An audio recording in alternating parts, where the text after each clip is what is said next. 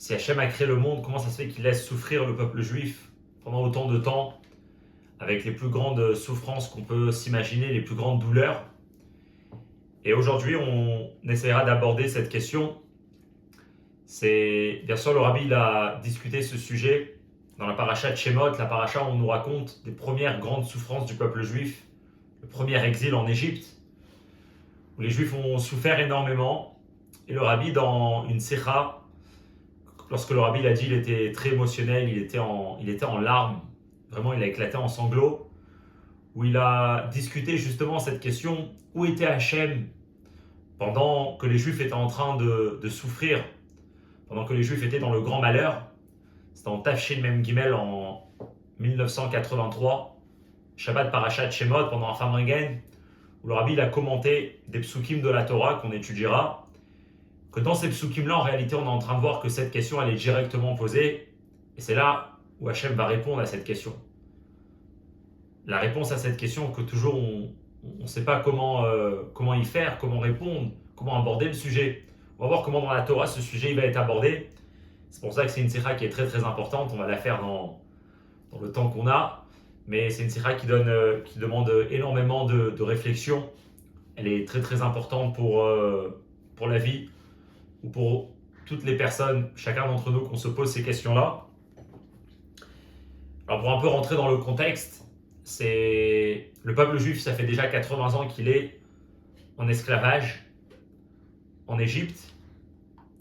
Et un jour, Moshe Rabbeinu, que lui, il a réussi à se sauver, à échapper au pharaon, il est en train de faire paître son troupeau dans le désert. Et la Torah elle nous raconte comment il va arriver à la montagne du Har Horeb, le mont Sinaï. Et là-bas, il y aura toute l'histoire du buisson ardent.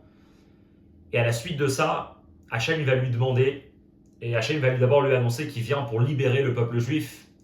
Après tous les malheurs, toutes les souffrances et toute la peine que le peuple juif a subi, Hachem il vient pour les libérer. Et il demande à Moshe d'être celui qui va mener cette délivrance, celui qui va guider le peuple juif. Et c'est là où on connaît toute l'histoire dans la paracha où Moshe au départ il va pas vouloir, il va apporter énormément d'arguments à Dieu pour pourquoi il peut pas aller, pourquoi c'est pas lui qui doit aller, qu'est-ce qu'il va faire si ça va pas marcher. Énormément d'arguments, c'est toute une histoire et un échange qui est très très intéressant. Et aujourd'hui on va s'arrêter sur vraiment un échange entre Hachem parmi tout ce grand échange, vraiment une petite discussion de 3 psukim entre Hachem et Moshe Rabbeinu. On va voir le commentaire de Rashi sur ces psukim-là, et le rabbi va élaborer en long et en large tout le sujet. Donc c'est Sikha qui est imprimé dans le volume, le Chelek Ravav, le volume 26 de l'Ikutei Sichot, et c'est la 3e Sikha, c'est la 3e Sikha de Parashat Shemot. On commence dans les mots. Mais Soupar be Parashatenu, c'est raconté dans notre paracha, Shekaasher ora Kadosh Baruch Hu le Moshe Rabbeinu, que lorsque Dieu a demandé à Moshe Rabbeinu, Liot Shliach Hashem, pour être son envoyé, Leotzi et Israël Mitzrayim, pour libérer le peuple juif d'Égypte. Amar lo Moshe Rabbeinu, il répond comme ça à Hashem. On connaît dans la Torah, dans Perek Gimel, Pasuk Yud Gimel, Yud Alet Tetvav. Israël. Dieu, tu me demandes d'aller chez les bénis Israël. Je vais venir chez le peuple juif. Ve'amarti lahem, et je vais leur dire, je vais leur annoncer, Elokei avotechem shlachani alechem. Sachez que le Dieu de vos ancêtres, le Dieu de vos pères, m'a envoyé vers vous, chez vous, auprès de vous, pour vous libérer. Ve'amrouli, mais là le peuple juif me demandera, Mashemo, c'est quoi son nom à ce Dieu que tu es en train de nous parler? Ma'omar alehem, Moshe dit à Dieu, alors qu'est-ce que je devrais répondre au peuple juif? Ils vont me demander quel est ton nom. Et c'est là où Dieu lui répond que tu leur diras Eheye Asher Eheye. Une longue discussion, quel est ce Eheye Asher Eheye? Pour l'instant on traduira je serai celui que je serai. Et après il y a un autre passouk où Hachem il continue à répondre a priori à la question de Moshe en lui disant Kotomar l'ibné Israël, ainsi tu diras au peuple juif Hachem, donc là ici c'est le nom Yudke Vavke, Elokei avotechem, donc l'Éternel, le Dieu de vos pères, Shlachani alechem, c'est lui qui m'a envoyé vers vous, Ze Shemi Leolam, tel est mon nom à jamais, Veze Zichri, et telle est mon évocation, les Dor Vador, pour l'éternité. Ça, c'est la réponse deux psukim qui vont répondre à Moshe sur sa question, que quand les Juifs vont lui demander la question quel est le nom de Dieu, qu'est-ce qu'il devra leur répondre? Hachem lui dit Eheye, Asher Eheye, et puis après il lui dit Yudke Vavke, Hachem Eloke Avotechem, il m'a envoyé vers vous, Zeshemi Leolam et Zezichri les Dordor. Ok. Val Zeshemi Leolam. Alors sur cette réponse que Dieu lui dit Zeshemi Leolam, voilà mon nom, tel est mon nom pour l'éternité. Pirej Rashi Bepirusho à la Torah. Alors Rashi, Rabbeinu Shlomo Yitzhaki, il vient et il commente ces mots-là de la Torah et il dit la chose suivante. Que si on fait attention aussi, le mot Léolam, que nous on a traduit pour l'instant pour l'éternité, mais en réalité, Chaser Vav, il manque un Vav. Dans la Torah, le mot il doit être écrit en général, Lamed, Aïn, Vav, Lamed Mem, Léolam. Mais ici, c'est écrit Lamed, Aïn, Lamed Mem. Il manque un Vav après le Aïn. Chaser Vav. Alors quand il manque un Vav dans le mot Léolam, on peut le lire différemment le mot. On peut maintenant le lire Léelem, qui veut dire caché. Et donc ça voudrait dire Zeshemi Léelem, mon nom est caché. Et effectivement, l'Omar, en réalité ici Hachem il est en train de dire à Moshe Rabbeinu, Ha'alimeu, mon nom, Ha'alimeu, cache-le. Zeshemi Léolam, cache-le. C'est-à-dire quoi cache-le? Shelo Ikare Kirtavo. Mon nom de Yud He Vav et après He, Yud Ke Vav Ke, il n'a pas le droit d'être lu comme il est écrit. On lit les lettres. Les lettres qui sont écrites, c'est Yud, He, Vav, He, qui ont une certaine prononciation. Mais Hachem, il dit ici, Zeshemi Leolam, mon nom, cache-le. Ça veut dire quoi, cache-le? Ne le lis pas comme il est écrit. Et ça, c'est l'explication de Rashi sur Zeshemi Leolam. Une nouvelle halakha. Vezezirri, et voilà mon évocation. Voilà comment vous allez me mentionner. Alors là, Lemado, Limdo et Achnikra.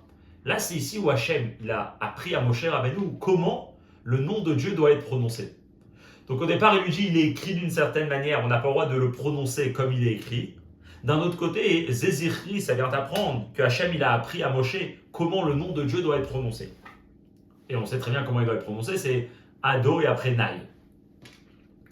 Vechen, Rashi continue et dit et ainsi, cette idée-là qu'on voit ici que le nom de Dieu est écrit d'une certaine manière, mais on le prononce d'une autre manière, que c'est ces mots-là, Zeshemi, Léolam, Zézirri, les Dordor qui nous apprennent ça. En réalité, Vechen David ou Omer, on peut retrouver la même idée chez David Améler, dans le livre des Teilim, où là-bas le passage qui dit Hachem Shimcha Leolam, Hachem ton nom est pour l'éternité, Hachem Zichra le Dorvador, Hachem ton invocation, te mentionner sera pour toujours. Ben, c'est la même idée, Shimcha ton nom doit être caché, Leolam, donc on ne doit pas le prononcer comme il est écrit, donc on est en train de voiler, si on peut dire, le nom de Dieu, mais d'un autre côté, on le mentionne, on le zirri par le fait que on prononce quelque chose et on ne le saute pas. Ok. Ça, c'est ce que Rashi commente sur la réponse de Dieu à Moshe. Apirouch apashud pedivri Rashi kanou. L'explication simple de ce que Rashi vient faire sur ce passouk. Pour eux, le passouk, il est simple. Moshe, il demande le nom à Dieu. Il dit, le peuple juif va me demander c'est quoi ton nom, qu'est-ce que je dois leur répondre? Dieu, il lui répond, il lui dit, voilà mon nom pour toujours. Et Rashi nous apprend toute une halakha qui doit sortir d'ici. Qu'est-ce que Rashi ici vient commenter? Qu'est-ce qui lui dérange dans les psukim de la Torah? Bien sûr. Kevan, shenemar bekatuv ze. Shem Havaye Aniskar Bitrilat Pasuk Shemi Leolam Chaser Vav.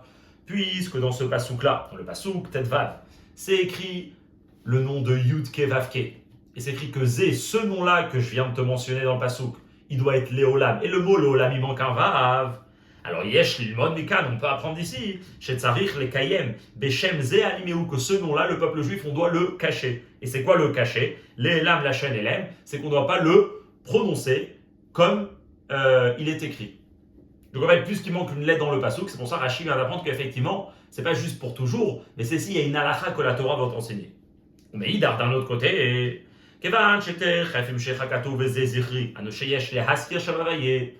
puisque juste après Zeshemi Leolam, c'est écrit Zezirri, que Zirri ça veut dire mentionne le nom de Dieu. Alors d'un côté, il ne faut pas le dévoiler, mais d'un côté, il faut le mentionner. Bon, va analyser, on comprend bien, hein.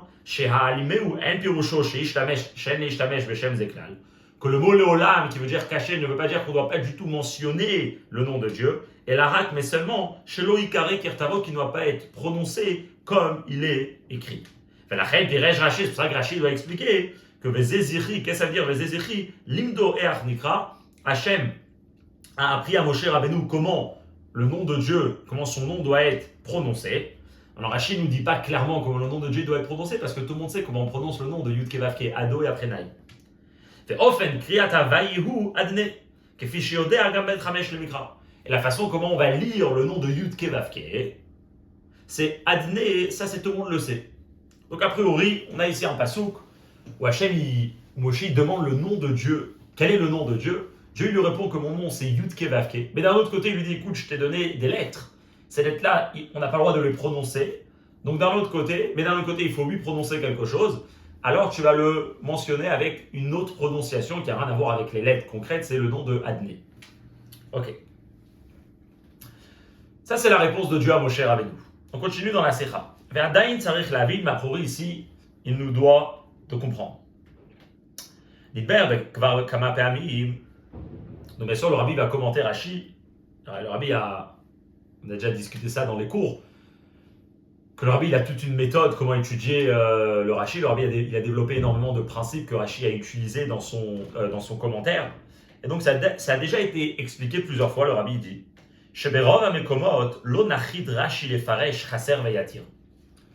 que dans la majorité des endroits, dans toute la Torah, dans tout le Chumash, on va voir parfois qu'effectivement il y aura le même problème que dans notre pasuk à nous. Il y aura ou bien des lettres manquantes, chaser, ou bien yatir, il y aura des lettres en plus. Des fois il y a des mots qu'il y a des lettres qui sont en plus, il y a des lettres qui sont manquantes. Maintenant, c'est sûr que la Torah elle est très exacte et chaque lettre elle est précise. Pourtant Rashi, pas à chaque endroit où il y a comme ça quelque chose d'étonnant, où il y a un chaser ou un yatir, où il y a une lettre manquante ou supplémentaire, Rashi, pas à chaque fois, il va s'arrêter dans son commentaire pour expliquer pourquoi il manque, quel est le sens du pasouk, qu'est-ce que le pasouk ici veut nous dire. Et du fait que Rashi ne le fait pas à chaque endroit, ou mouchach misé, on comprend bien de là, chez Belimud Amikra Kipshuto, que lorsqu'on étudie le Chumash dans le Derech Hapshat, c'est-à-dire pour connaître dans le sens de ce que la Torah veut nous dire au sens simple, Inyan chaser veyatir eno kusha sheyesh echech leyashva. Le fait que dans la Torah il y a un chaser ou un yatir, c'est pas un problème qui a besoin d'être répondu lorsqu'on lit la Torah le derech hapshat. C'est-à-dire, Rashi il vient pas nous donner tous les commentaires qu'il y a dans la Torah. Rashi il a une façon d'expliquer la Torah qui est le derech hapshat. Et puisque Rashi on remarque que pas à chaque fois qu'il manque des lettres, il va commenter le fait qu'il manque ou le fait qu'il y a des lettres en plus, c'est parce que Rashi comprend que lorsqu'on lit la Torah à derech hapshat, on n'a pas besoin de s'arrêter sur ça.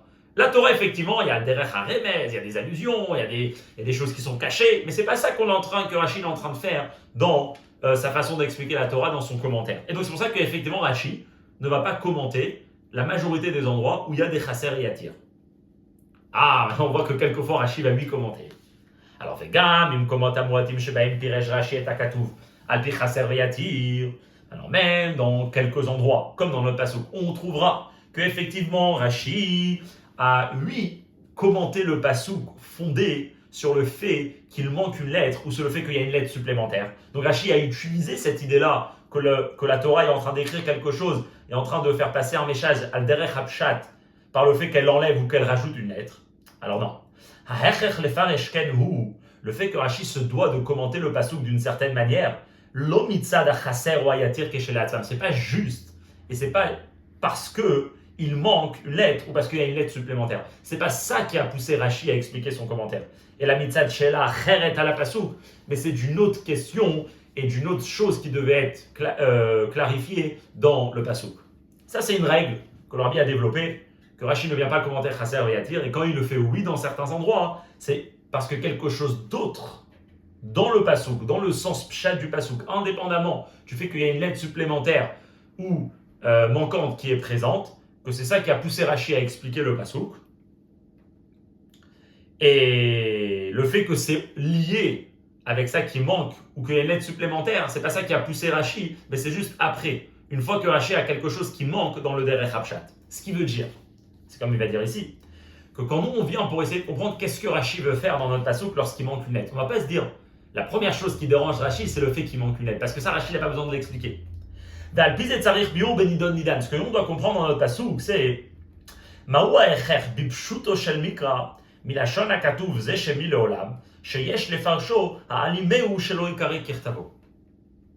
on doit comprendre qu'est-ce qu'il manque, qu'est-ce qui est dérangeant, qu'est-ce qui manque de précision lorsqu'on lit le pasouk, où il y a une réponse de Dieu à Moshe. Et Dieu dit à Moshe, voilà mon nom pour toujours, voilà mon invocation pour l'éternité. Qu'est-ce qui est dérangeant dans le pasouk ici, qui a besoin d'être expliqué, que pour ça Rashi va dire que le mot léolam, il ne faut pas le lire au sens simple. qui parle de pour toujours, mais le mot Olam, il faut traduire qui veut dire caché, et qui vient nous apprendre que le nom de Dieu doit être caché. Et ça, c'est la question qu'on va essayer de lire. Donc en fait, il ne faut pas s'arrêter juste au mot Léolam, mais il faut s'arrêter au contexte de qu'est-ce qui est en train de se passer maintenant dans l'histoire, dans cet échange entre Hachem et Moshe Rabbeinu. Bet, Ve'aderaba, plus que ça, Pirouche Ze et Lichora, cette explication que Rashi a choisi d'apporter dans le Passouk, en nous apprenant une halakha sur comment le nom de Dieu doit être écrit, comment le nom de Dieu doit être prononcé. Pas seulement il nous manque d'explications, qu'est-ce qui a poussé Rashi à dire ça, mais a priori, et dans les films Pshuto Shel Mikra, c'est pas une explication qui est fondée sur le pshat du Passouk. Pourquoi? Shekel bepashtut, ze shemi leolam et ze zichri le dardor, a priori dans le sens simple, ces mots-là, Neymar ki hemshech li tshuva al shelat Moshe, ve'amurlim Hashem omar alehem. C'est quoi le contexte ici dans la Torah? Il y a Hashem qui dit à Moshe, va les libérer. Et Moshe qui dit à Dieu, ils vont me demander quel est ton nom, qu'est-ce que je dois leur dire? Chez Alea et Shivlo Akadosh Baruch Hu, c'est sur ça que Dieu lui a répondu, chez Omar l'Israël, qu'il faut qu'ils disent au peuple juif, Eheye shlachani alechem, Hashem Eloke avotechem, shlachani alechem. Hashem, il lui demande, Moshe demande à Hashem quel est ton nom. Dessus, Dieu lui répond, Eheye, il m'a envoyé. Hashem, il m'a envoyé. Veimken, ma lazé velem shachadibur, ze shemi gomer odat din, bedavar, bidvar haofen haraou ilikriat Hashem. Qu'est-ce qu'il y a à voir ici dans le contexte, en nous apprenant une halakha de comment le nom de Dieu doit être lu et doit être prononcé? Ça n'a rien à voir. C'est Moshe qui veut savoir quoi répondre au peuple juif sur quel est le nom de Dieu. Ok. Alors, bien sûr, comme il dit dans la note 10, on peut répondre tout simplement que comment ça se fait qu'Hachem il a besoin de lui apprendre comment lire, comment écrire, enfin, comment le nom de Dieu doit être prononcé. Parce que puisque Moshe Rabbeinu, il doit aller transmettre au peuple juif le nom de Dieu, donc il ne doit pas seulement savoir c'est quoi le nom de Dieu, mais il doit savoir aussi comment le prononcer. Et c'est pour ça que Hachem, à la suite du fait qu'il lui dit quel est son nom, que son nom c'est Yud-Keh Vav-Keh, c'est pour ça qu'il a aussi besoin de lui dire et comment tu vas dire ce nom au peuple juif. Mais si c'est ça qui est en train de se passer, alors il y a la grosse question du Seif Gimel qui vient. C'est que ce n'est pas la première fois que le nom Yud-Keh Vav-Keh va être prononcé dans la Torah. Et donc le Rabbi va poser la question, si on a besoin de savoir comment prononcer le nom de Dieu, ça c'est quelque chose qui doit être écrit bien avant, depuis la première fois où on parle du nom de Yud-Keh Vav-Keh, dans les mots. Yeter al-Ken. Le pasuk didan gufa ne'emar Hashem Elokeh avotechem, ainu she'Elokeh avotechem hu avaye. Le pasuk lui-même, il est en train de dire que le nom Yud-Keh Vav-Keh, c'est quoi? C'est le Dieu de vos pères. On est clairement en train de dire que le contexte du pasuk, c'est le nom de Yud-Keh Vav-Keh, c'est pas quelque chose de nouveau. C'est quelque chose qui était connu depuis le départ, depuis les ancêtres. Et en effet, Matin ou Torah, on trouve dans la Torah, chez Shem Havaye, que le nom Havaye, Niskar Larov et Zelavotechem, c'est le nom qui est majoritairement mentionné chez nos ancêtres, Abraham, Yitzhak et Yaakov. Ok. Ve'im nomar she'aoda'a al dvar Shem Hashem, amatzricha hazara aladin shelo ekare kirtavo. Si maintenant on va nous dire que le fait que Hachem il a besoin d'apprendre comment prononcer le nom de Dieu, c'est parce que le nom de Yud-Keh Vav-Keh va être mentionné maintenant dans la Torah qu'on a besoin de nous apprendre comment le lire. Il ne faut pas lire Yeho et après va, mais il faut lire Adné. Alors, alors quand est-ce qu'il faut écrire sa loi? De la première fois dans la Torah, tout au début de la Torah, peut-être déjà dans Bereshit, lorsque le nom de Yud-Keh Vav-Keh est mentionné, c'est là qu'on a besoin de mettre cette loi, parce que c'est là que c'est important de le savoir. Et même si on va dire non, parce qu'à l'époque, il n'y a pas encore les gens, il n'y a pas encore, c'est qu'au début de l'histoire, lorsque Moshe Rabbeinu il va recevoir la Torah, c'est le peuple juif. Alors Rabbi dit, va le kolpanim le el, bipsukim akodmim mamash. On permet l'accent du Hachir. Le Rabbi dit, alors c'est que là, cette question, même si tu ne dois pas le mettre au début de la Torah la première fois, mais au moins au départ, le nom Yud-Keh Vav-Keh, il est déjà dit avant. Le nom de Yud-Keh Vav-Keh, il est déjà dit depuis le début dans le Perek Bet, déjà peut-être dans le Perek Aleph de la Torah, lorsqu'on nous raconte l'histoire, il est mentionné le nom. Pourquoi c'est maintenant qu'on a besoin de nous apprendre cette halakha? C'est-à-dire, si on veut comprendre ici, c'est quoi les questions que le Rabbi pose? C'est qu'au sens simple, Rachid est en train de nous apprendre une halakha. L'action ici, il est juste en train de nous apprendre une halakha. Qu'est-ce que ça a à voir avec le Pshuto Shel Mikra? Et à part ça, c'est pas là l'endroit pour nous apprendre cette halakha. Dalet, on continue. Dalet, un quatrième point à clarifier.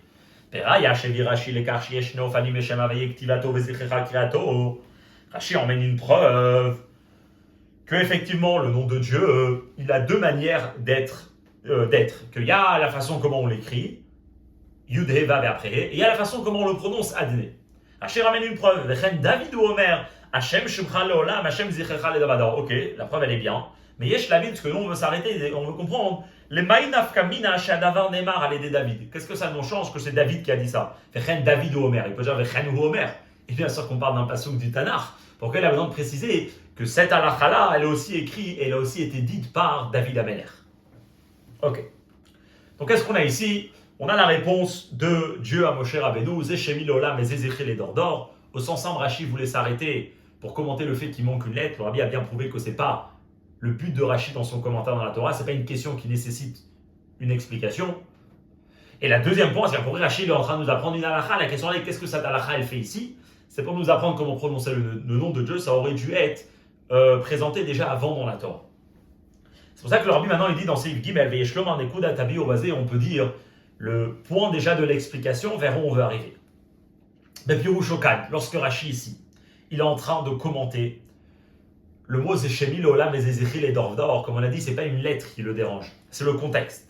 Bepirushokan, Ba Rashi, Leyashev, Tmiya, Bipshataïn, Rashi ici vient répondre et il vient mettre au clair une idée et un étonnement qui peut être posé lorsque on lit les psukim. Pourquoi? Al-Shelat Moshe Vermouli Mashemo Maomar Alehem. Sur la question de Moshe qui dit et ils vont me demander, le peuple juif, je viens vers eux, genre Hachem m'a envoyé vers vous, mais quel est son nom? Qu'est-ce que je dois leur répondre? Et Shivu HaKadosh Baruch Hu, Dieu lui dit Ehye Asher Ehye Vayomer Kotomar Livnei Israël Ehye Shlachani Alechem. Donc ça c'est ce que Dieu lui répond, dis-leur Ehye. À la suite de ça, il y a un deuxième passouk. Ça, c'est passouk du Gimel. Passouk du Dalet, il dit Vayomer Od Elokim El Moshe, Kotomar El Bnei Israël, Hashem Eloka Avotechem Gomer, Shlachani Alechem, Zeshemi Gomer. Donc, passouk du Dalet, il nous dit Eye Asher Eye. Passouk Tetvav, Dieu dit encore à Moshe ainsi tu diras au peuple juif Yud Kevavke m'a envoyé à vous. Et là, Veino Mouvan, ça, c'est les questions qu'on a besoin de comprendre ici. Ma eno maspik. Ba'amirotav harishonot shel HaKadosh Baruch Hu. Vayomer gomer ehye, vayomer gomer ehye shlachani alechem. Ad shenitzrecha mira nosefet, vayomer od elokim. Pourquoi le pasuk Yudalet n'est pas suffisant? Moshe, il a une question. Quel est le nom de Dieu? Quand Dieu lui dit ehye, Asher ehye, donc ça c'est mon nom. Et donc dis-leur, ehye m'a envoyé vers vous, ça suffit. Ça c'est la réponse que Moshe doit entendre. Qu'est-ce qui manque dans ehye, Asher ehye? Que la Torah a besoin de nous dire que Dieu il a encore parlé à Moshe et il lui a encore dit Yud Kevavke m'a envoyé vers vous et Zeshemi Lolam et Zézéchil et Dor. Ça c'est la question qui se pose. Ça c'est une question de Pshuto Shem Mikra. On lit la Torah. Moshe il pose une question à Dieu. La Torah lui répond à la question approuvée dans le pasuk Yudalet. Donc Dieu il répond à Moshe dans le pasuk Yudalet. Et là on nous raconte que non, Dieu lui a dit encore autre chose. Ça il faut comprendre. Qu'est-ce qui manque dans la première réponse? Que la deuxième réponse de Yud Kevavke m'a envoyé vers vous et Zeshemi Lolam, qu'est-ce qu'elle vient rajouter sur la première réponse? Yetermi 4. Pas seulement on doit se poser la question qu'est-ce qu'elle va rajouter. A priori, Amirazo et Bistira l'Enemar Leel. Le deuxième passouk, le passouk Teva, est en train de contredire le passouk Yudalet. Pourquoi? Patri, la Marakadosh Baruch Kotomar Livnei Israël Yesh Lachani Alechem. Au début, Dieu lui dit je veux savoir c'est quoi mon nom, dis-leur que c'est Ehye qui m'a envoyé vers vous. Fait Techef Lacharezé, juste après qu'est-ce que Dieu dit? Kotomar El Bnei Israël, Hashem Eloka Avotechem Shlachani Alechem. Yud Kevavke, c'est lui qui bat. C'est lui qui a envoyé Moshe auprès du peuple juif. Alors c'est Ehye ou c'est Yud Kevavke? Verken. C'est justement cette question qui est présente quand on lit les psukim que Rashi a besoin d'aborder. C'est une question dans le pshat du pasuk. Verken. Donc la logique nous fait dire Beherrech lomar she'amira shlishit ena ela tosefet biur l'amirot harishonot. Que cette donc, troisième phrase, la phrase de Yud Kevavke shlachani alechem, elle vient en réalité expliquer la première phrase. En autre mot, il y a parfois on pose une question, on dit voilà, ça c'est ta réponse. Alors parfois la réponse c'est juste comme ça un mot, Ehye. Alors en fait il faut dire que le pasuk Yudalet, Yud Kevavke shlachani alechem, il vient commenter la première réponse. Klomar, Amane, Lishelat, Vamuli Mashemo, Amar Alehem, ou Amirot, Vayomer Gomer, Ehye, Asher Ehye, Vayomer Ehye, shlachani alechem. La réponse pour Moshe Rabbeinu, quel est le nom de Dieu? C'est le pasuk Yudalet qui dit Ehye, Asher Ehye, Ehye, il m'a envoyé vers vous. Et la shakede chez Tochen Aman et Yuvan Vityashev Yoter Bedatam Shel Israël. Mais pour que la réponse sera bien reçue et bien acceptée par le peuple juif, aussi Fakadosh Baruch Hu Od Inyan, Dieu il a rajouté encore une idée à Moshe à transmettre au peuple juif. Vayomer Od, C'est quoi encore? Encore, c'est en plus de ce que je t'ai dit. Pour commenter ce que je t'ai dit, Zéchemi, Kotosafet Biur, Lamira, Yesh Lachani Alechem. Ça qui rajoutera une explication sur la réponse que tu dois donner au peuple juif de Ehei. Et Ketzach Laveni, donc il faut comprendre. Ketzad Amira Harona. Comment? La dernière phrase, donc le pasuk Tetvav. Lozu bilvad she'ena soteret. Pas seulement, ça ne contredit pas. Et la Aderabam aussi, Fazbara, la Mirot Arishonot, ça rajoute une explication à la première réponse qui est Ehei m'a envoyé vers vous. Ok, donc là ici on a déjà un point de départ. Au début le Rabbi il a posé des questions sur Rashi. Maintenant on est déjà passé dans le Seif Gimel au Pasuk. Bien sûr, on est en train d'avancer pour vraiment comprendre quel est cet échange entre Moshe et Dieu. On voit en Pasuk que Moshe il a une question, le Pasuk il donne une réponse, mais en fait le Pasuk il donne deux réponses. Donc la logique nous fait dire que c'est pas deux réponses, c'est une réponse. Et la réponse à la question de Moshe que le peuple juif devra entendre, que Moshe doit entendre, c'est Eheye. Et le deuxième Pasuk, la deuxième phrase que Hachem est en train de dire, c'est une explication, c'est un rajout sur la réponse essentielle de Eheye. Bien sûr, tout ça, on expliquera à la suite de la Sikha qu'est-ce qu'on est en train de dire ici.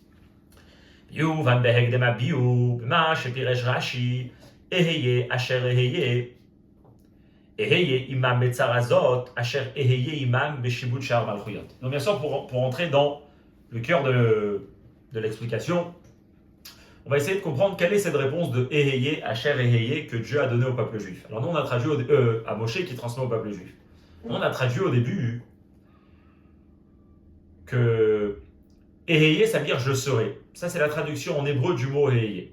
Mais comme on sait, il y a plein d'autres commentateurs comme l'Arvi va ramener, qu'ils pensent que Eheye c'est un nom de Dieu. D'ailleurs on n'aurait pas le droit de le dire si c'est un nom de Dieu, d'après certains commentateurs.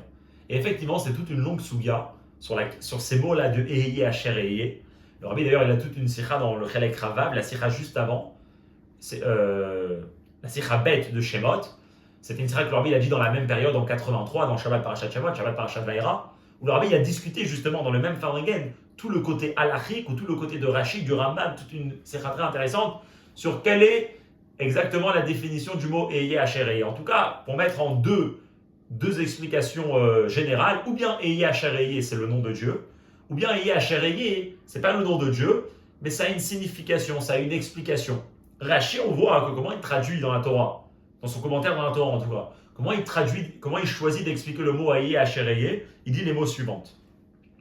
Eheye imam betzarazot, dit au peuple juif, je suis avec eux dans cette souffrance-là, Asher Eheye, et je serai avec eux, beshiabud she'ar malchuyot, dans l'esclavage et dans l'oppression des autres empires dans l'histoire qui viendront pour oppresser le peuple juif. Alors c'est vrai que Rachid dit « je serai au futur », mais comme en bas le Rabbi ramène, dans la note 16, en réalité cette explication de Rachid est prise de la Gemara. Est-ce que Dieu il veut dire quand il dit « Eheye imam betzarazot », il veut dire « Haïti imam », j'étais avec eux. C'est pour ça que, mais juste que Rachid va utiliser les mots de la Torah, c'est pour ça qu'il répète « Eheye asher Eheye ». Mais en fait, la réponse et l'explication que Rashi choisit de donner sur les mots Eheye, Asher et Eheye, c'est que Dieu est en train de dire à Moshe, sache que je suis avec le peuple juif dans cette souffrance-là et je serai avec eux dans tous les autres exils. Alors ça c'est intéressant. Mais pas toute la chaîne Rashi mashma que Moshe Piresh Aramban, chez Eheye, Asher et Eheye, Eheye Shlachani, Enoshem, Abba Kemaane, Lishela Masheni. De l'explication de Rashi, ça a l'air que Eheye, Asher et Eheye n'est pas un nom de Dieu. Et donc, en fait, le pasuk ici n'est pas en train de répondre à la question de Moshe, à la question du peuple juif qui vont demander à Moshe quel est le nom de Dieu. Comme ça, on peut apprendre au sens simple. Moshe, il dit à Hachem, Ve'amruli mashemo, et Hachem lui répond Eheye, Asher et Eheye. Comment tu réponds? S'il est en train de dire je suis avec vous, mais eux, ils ont posé la question quel est ton nom? Donc, effectivement, il faut dire que Dieu, d'après Rashi, comment il commente la Torah, Dieu n'a pas répondu à Moshe sur la question de quel est ton nom. Et la Zeumane l'Ishela Maomar Alehem. Mais Dieu a plus répondu à Moshe, il a partagé en deux sa question. Ils vont me demander quel est ton nom, qu'est-ce que je dois leur dire? Et Dieu, qu'est-ce qu'il lui a dit? Voilà ce que tu dois leur dire, mais pas quel est mon nom. Ça a l'air que c'est comme ça, on verra que non, mais ça a l'air que c'est comme ça qu'il faut expliquer le Rashi. Pourquoi? Parce que Rashi il dit que Eheye, Asher Eheye, c'est une idée que Hachem veut transmettre au peuple juif. Je suis avec vous. Alors eux, ils ont posé la question quel est ton nom? Donc pour eux, ça a l'air, Klomar, Pekach Eshiv Akadosh Baruch Hu, She'al Moshe Leodia Livnei Israël, qu'en réalité, ici, Dieu il est en train de dire à Moshe la chose suivante. Le peuple, toi, tu es en train de dire, le peuple juif va me demander quel est le nom de Dieu. Dieu il dit à Moshe, réponds au peuple juif que Sheyashlichu Yehavam al Hashem Asher Yigalam. Ayez confiance à Hashem, que Hashem il va vous libérer. Pourquoi? Les fichés, Imam et Tsarazot, ou le parce que je suis avec vous dans cette souffrance et je serai avec vous dans l'esclavage d'autres souffrances. Donc vous allez sortir d'ici, il y aura encore une histoire et donc je serai avec vous. Ça a l'air comment il faut expliquer le Rashi. Mais pour lui c'est pas compréhensible. On peut dire que c'est pas tellement clair. Qu'est-ce qui est pas tellement clair? Alors, ce qui n'est pas tellement clair, c'est pourquoi Rachid a choisi de commenter comme ça la Torah, c'est pas le sens simple. Le sens simple, c'est que Moshe Rabbeinu, il demande. Il dit à Hachem, le peuple lui a demandé quel est ton nom, qu'est-ce que je dois leur dire? Et bien la meilleure façon d'expliquer le mot Ehye, tu devras leur dire que Ehye, c'est mon nom.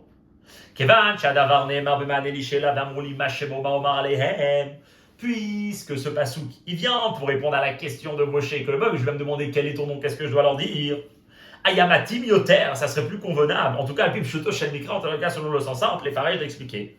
Kifli shachen pirshu kama vekama pashtanim, comment d'autres pashtanim, c'est-à-dire comment d'autres personnes, d'autres commentateurs de la Torah, que eux aussi ont choisi le derech hapshat. Par exemple, il ramène en bas le Rashbam, le petit-fils de Rashi, le Shmuel ben Meir, le Ived Ezra. Eux, ils ont aussi un derech hapshat. Et eux, comment ils expliquent c'est quoi? Ehye, c'est un nom. Et comme ça, Hachem répond à la question de Moshe. Ils vont te demander quel est ton nom. C'est pas c'est quoi mon nom. Mon nom, c'est Ehye. Donc, a priori, Maomar Aleem Pirusho Maou Amane Lishela Machemo. A priori, on aurait dû expliquer que quand Moshe il dit, ils vont me demander Machemo, Maomar Aleem, qu'est-ce que je dois leur dire? C'est que Moshe il est en train de demander à Dieu quelle est la réponse à la question de quel est ton nom. Et donc quand Dieu dit Ehye Asher Ehye, et ben Hushemo Shalakadosh Baruch Hu, ça c'est le nom de Dieu. Ou que Ficherichwa Mefarshim Levaer, Shechem Ehye Moré à la mitat Hametzut Shalakadosh Baruch Hu, et comme tous les commentateurs, et ben ils explique énormément que Ehye c'est un nom de Dieu parce que ça représente sur la vraie existence de Dieu, comme le Rabbi ramène en bas, il y a tout un Moré Devuchim, le Rabbi a basé toute la Sikha qu'on a mentionné dans la Sikha juste avant, où le Rabbi va expliquer ça. En tout cas, il y a une manière d'expliquer que Ehye c'est le nom pour que Dieu puisse répondre au peuple juif. Ou l'Amrash Piresh, Rachid explique que non. Chez Ehye Asher Ehye Aïnou Loshem, c'est pas un nom de Dieu, et la Biour, mais c'est une explication Ehye Imam et Tsarazot. Comment ça fait que Rachid choisit cette explication? Et là, c'est intéressant. Parce qu'on voit comment, au début, on avait une question sur Rashi, Zéchemi Olam, pourquoi Rashi vient d'apprendre une halakha, quelle est la place de cette halakha ici, quel est le fondement de Rashi. En réalité, on commence à relire le psukim, on commence à lire que le derech hapshat, il demande des explications. C'est pour ça que dans le Seif Gimel, il a dit on doit comprendre quelle est exactement ici la réponse de Dieu à Moshe, qu'il dit Ehye, et après il dit Yudke Bavke. Et quand on va aller dans le commentaire de Rashi, on va voir que Rashi a choisi de dire que Ehye c'est pas un nom, mais Ehye c'est une explication. Alors ce qu'on essaye de comprendre, c'est c'est pas le pshat. Le pshat, c'est que Moshe il a une question que le peuple juif vont demander à Hachem quel est son nom, et Hachem lui répond ben voilà mon nom. Pourtant Rashi il choisit d'expliquer que Ehye c'est pas un nom. Qu'est-ce qui se cache? Véabio basé, l'explication elle est comme ça. Katam shepirej Rashi beofen zedavka. Sheye Asher Ehye enoshem et la mashmao yemin zarazot. La raison pour laquelle Rashi choisit d'expliquer que le mot Ehye, Asher Ehye dans la Torah n'est pas un nom de Dieu, mais c'est plus une idée, un message que Hachem veut transmettre au peuple juif que je suis avec vous dans l'exil. Pourquoi Rashi choisit comme ça? Qui approuvit pas le derech hapshat? Ou mi pene, c'est parce que chez Davka Lefi Pirouche, c'est précisément quand Rashi il va choisir d'expliquer comme ça la réponse à la question de Moshe. Qu'on pourra bien comprendre quelle était en réalité la question de Moshe en disant quel est ton nom. Comment comprendre cette question-là selon le pshat qui dit le kaman comme on verra. C'est-à-dire, et ça va être maintenant, à partir de maintenant, l'explication du Rabbi sur la Torah commence, c'est qu'en réalité, nous on s'est posé la question, le derech hapshat, c'est que les Juifs ils vont demander Bashemo, quel est ton nom? La réponse la plus simple c'est de dire, le nom de Dieu c'est Ehye, c'est ce que Dieu est en train de répondre. Pardon. Rashi choisit de ne pas faire comme ça, parce que Rashi il a une autre question. Rashi en fait, la question de Machemo, de quel est ton nom que les Juifs vont poser, lui il la comprend d'une autre manière. Et parce qu'il la comprend d'une autre manière, c'est pour ça que aussi la réponse, elle est différente. Donc c'est clair. Si on explique Machemo au sens simple, quel est le nom de Dieu? Bien sûr que la meilleure réponse à Pipchat, c'est de dire que Ehye c'est le nom de Dieu. Mais puisque comme on verra dans le Seif, Rashi a toute une question, et Rashi ne comprend pas qu'est-ce que c'est ça que les Juifs vont demander quel est le nom de Dieu. C'est pour ça que Rashi va avoir toute une autre explication sur tout ce passage et donc sur la réponse de Eheye, Asher Eheye. Et là, dans le Sefer, il va commencer. Et bien sûr, l'idée qu'on va commencer à prendre maintenant, ça va être la suivante. Ici, Hachem, il vient voir Moshe Rabbeinu, et Hachem, il vient dire à Moshe, va libérer le peuple juif. Et Moshe, il dit à Hachem, je vais aller voir le peuple juif, et ils vont me demander quel est ton nom. Jusqu'à maintenant, on a accepté. Donc, on avait une question sur quelle est la réponse exacte de Dieu. Est-ce que c'est Eheye? Est-ce que c'est Yudke Vavke? Est-ce que Eheye, c'est un nom? Alors, mais il dit, venons, on revient un peu sur la question. Pourquoi le peuple juif? Et qu'est-ce que c'est ça que Moshe, il se dit? Que le peuple juif vont demander à Hachem quel est ton nom. Dans les mots. Limoud à Pasouk, en étudiant le Pasouk, Ve'amrou li mashemo, ma'omar alehem, me'orer miyad et atmiya. Ça réveille la question. A omnam lo yada Moshe, ve'lo yadu bene Israël et shemo shel HaKadosh Baruch Hu. Est-ce que Moshe est pareil, le peuple juif ne connaissait pas le nom de Dieu? Moshe, il vient et dit, Dieu, tu m'envoies au peuple juif, mais ils vont me demander quel est ton nom, qu'est-ce que je dois leur dire? Alors venez, avant de s'arrêter sur la réponse, on essaye de comprendre qu'est-ce que Moshe ici est en train de dire. Ils vont me demander quel est ton nom, qu'est-ce que je dois dire? Quoi? Moshe, tu connais pas le nom de Dieu? Alors on va dire peut-être, Moshe, mais il ne connaissait pas le nom de Dieu. Alors, bien sûr, quand il ramène dans la note en bas, dans la note 21, il y en a qui vont commenter, lui, Moshe ne connaissait pas le nom spécial, le Shem HaMeyuchad, le Shem HaMeforash. Et ça, c'est dur de dire. On connaît tous que Rachid a expliqué sur l'histoire, plus de 60 ans en arrière, même plus, lorsque Moshe il était en Égypte. La Torah nous raconte comment il sort dans le désert. Eux, il sort en Égypte pour voir ses frères esclaves. Et là, il voit un Égyptien qui tape un Juif. Et Moshe, il décide de tuer cet Égyptien. Alors, comment il a tué? C'est écrit Vayach et Amitzri. Il a tapé l'Égyptien. Et Rachid dit, il n'a pas tapé, il lui a rien fait. Arago, Beshem HaMeforash. Il a tué avec le nom de Dieu. Moshe, il a prononcé le Shem HaMeforash, et avec la force du Shem HaMeforash, il a réussi à tuer l'Égyptien, à enlever la vie à cet Égyptien. Donc Moshe connaissait le nom de Dieu. Quelle est cette question que Moshe il dit? Mais le peuple juif va me demander quel est ton nom, qu'est-ce que je dois leur dire? Tu ne sais pas quoi répondre? Ça, c'est la première question. Deuxième question. Les Juifs, eux, pourquoi ils vont te poser ces questions? Pourquoi tu penses que les Juifs ne connaissent pas? Comme on verra, Moshe, il connaît le nom de Dieu, et les Juifs aussi le connaissent. Yeter al-ken, plus que ça.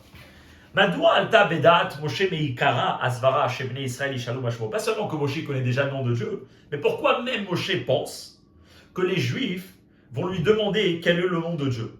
Allo béni Israël, bevada yadou et shemo shel HaKadosh Baruch Hu. Les Juifs, c'est sûr qu'ils connaissaient le nom de Dieu. Ve'araya, voilà la preuve. Moshe goufa amar la Hashem. Moshe lui-même, quand il vient pour poser justement cette question à Dieu, il dit comme ça à Dieu. Il est anochibal béni Israël, voilà, je vais venir chez le peuple juif.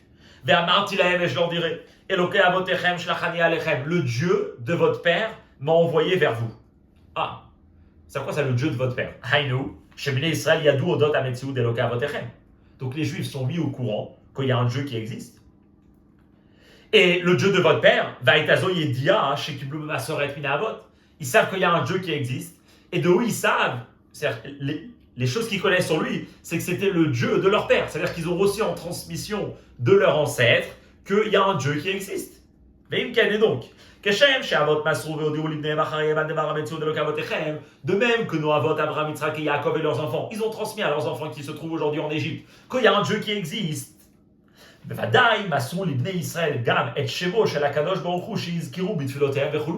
C'est sûr qu'ils ont aussi transmis au peuple juif le nom de Dieu pour pouvoir le mentionner dans leur tfilote, pour pouvoir prier à Hachem, pour pouvoir se tourner à Hachem, pour pouvoir prier à Hachem.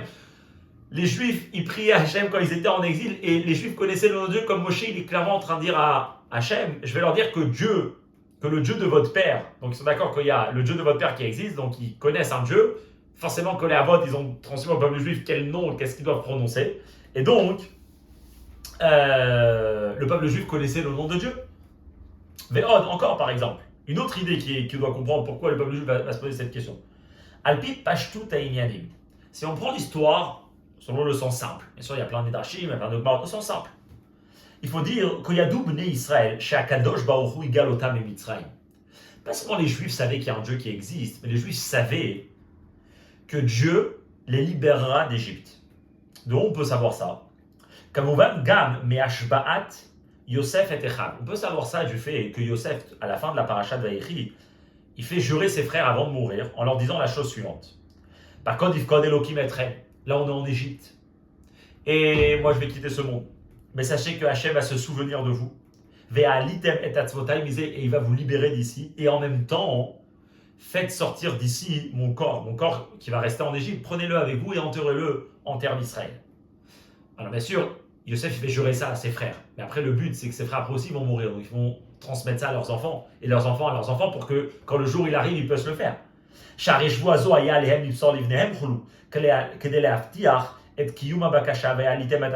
Donc forcément qu'eux, ils ont transmis ça à leurs enfants, pour qu'ils puissent effectivement le jour où ils sont libérés, sortir d'Égypte et sortir avec eux le cercueil de Yosef. Donc les Juifs savaient qu'ils allaient être libérés d'Égypte. Donc pas seulement les Juifs, ils savent qu'il y a un Dieu qui existe, et si ça, parce qu'ils savent qu'il y a un Dieu de leur père qui existe, donc leur père leur a donné le nom de Dieu. Les Juifs, ils savent qu'ils vont sortir d'Égypte. Dieu, c'est pas quelque chose d'étranger pour les Juifs lorsqu'ils sont en Égypte. Les Juifs savent qu'il y a un Dieu qui existe. Et donc la question, elle est, Vemken Tamoua, Keshayavo Moshe Levaser Livnei Israël, Shakadosh Baruchu Atid Leotsia Migalut Mitzrayim. Lorsque Moshe viendra pour annoncer au peuple juif que Dieu les fera sortir d'Égypte très bientôt. Lama lahem livnei Israël yishol sheelot bichlal. Pourquoi Moshe tu penses que les Juifs vont se poser des questions? Et vesheelat mashemo bifrat. Et quelle question ils vont poser? Quel est le nom de Dieu? Ça en fait c'est la question qu'il faut comprendre ici. C'est quoi?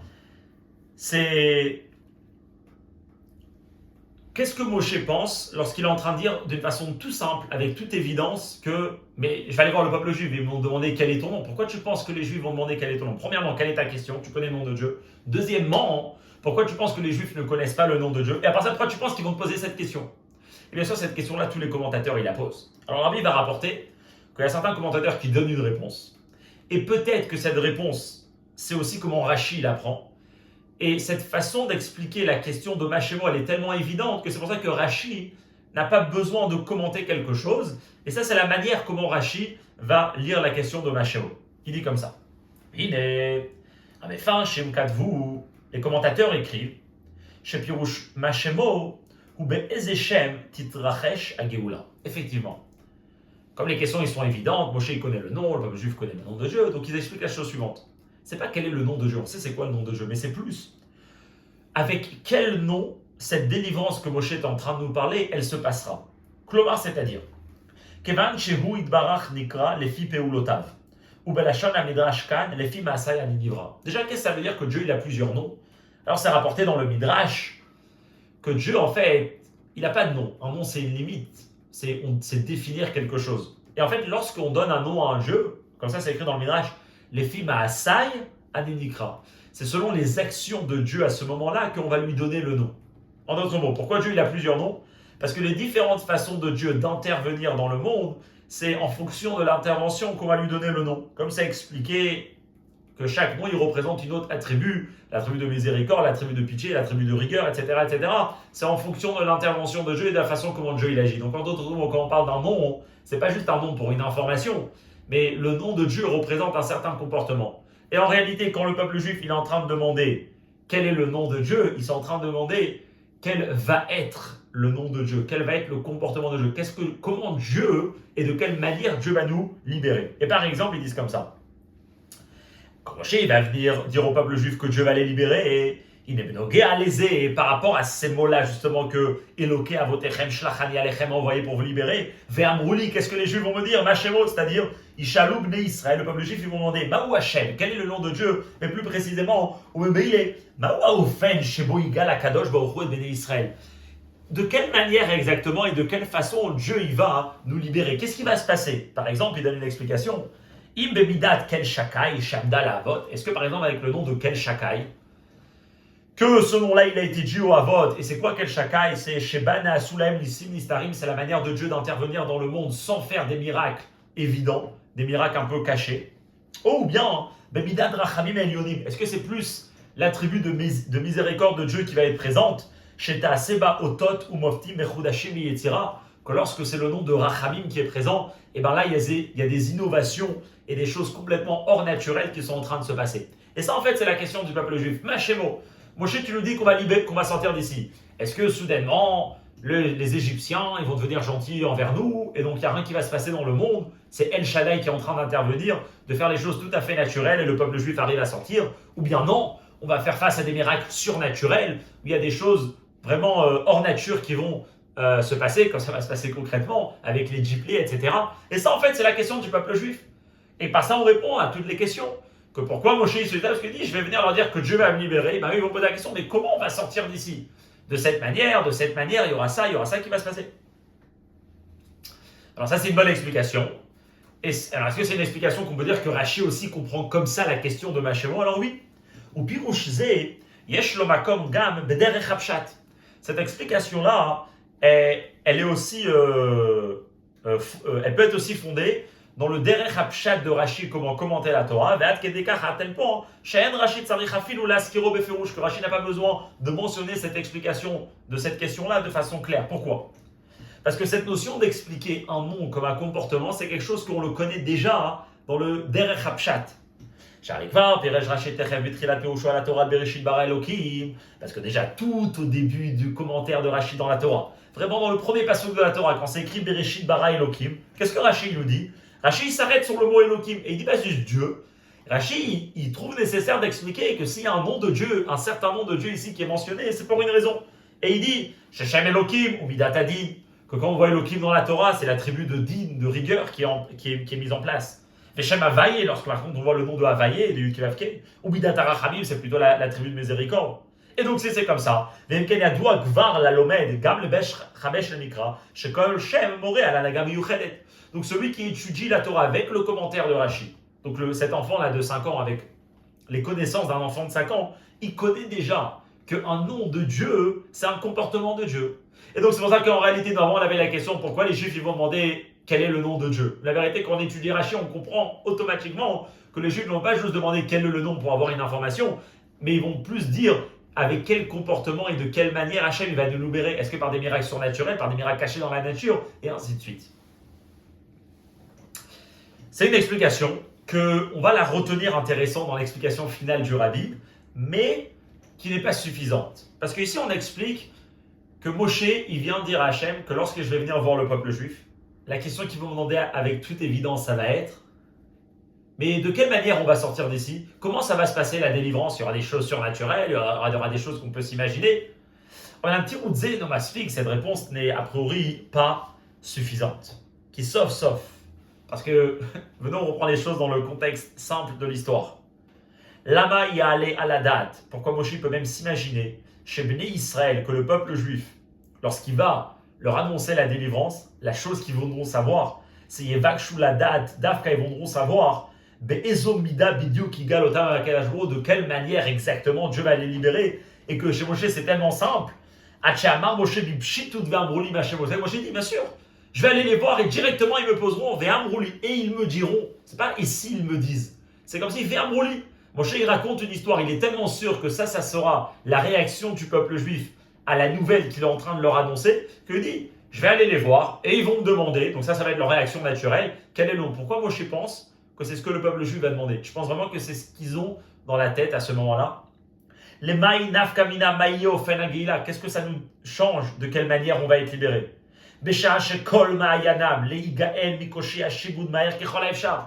On parle ici d'un peuple, ça fait plus de 80 ans qui est en exil.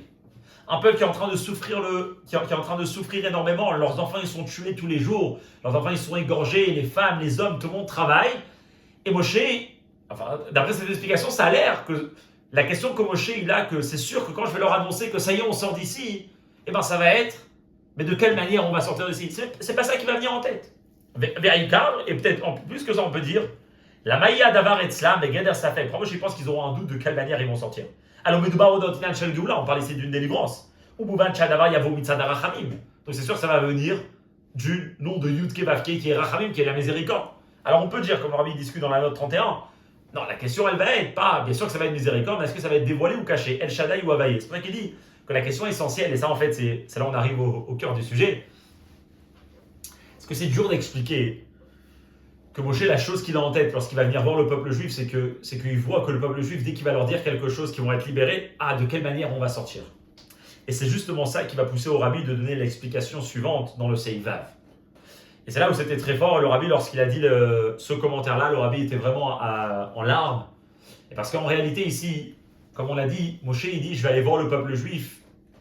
Et il est en train de dire, et ils me diront, c'est-à-dire qu'il parle d'une chose tellement évidente d'une réaction la plus logique et la plus sûre qu'il peut s'imaginer qui va se passer, parce qu'effectivement, on peut être sûr de ce qui va se passer lorsque Moshe va venir annoncer au peuple juif que finalement, ils vont sortir d'Égypte. Et dans les mots, je rabis. Ve'asbara basé. Ve'amrouli machemo. Lorsque Moshe est en train de dire que je vais venir voir le peuple juif et le peuple juif me demanderont quel est son nom. En pirusho she'ela bilvad.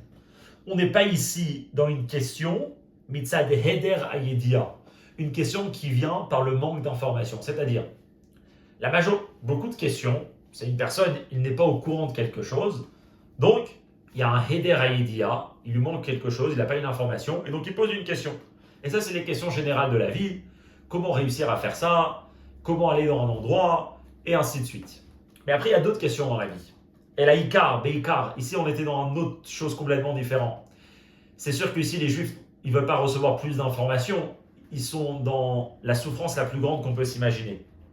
Mais ici, c'est surtout que Moshe il est en train de dire, il y aura Kushia. Kushia, c'est pas une Sheila. Kushia, c'est Kushia Ostira. C'est une contradiction profonde dans les mots de Moshe, dans ce qu'il est en train de dire.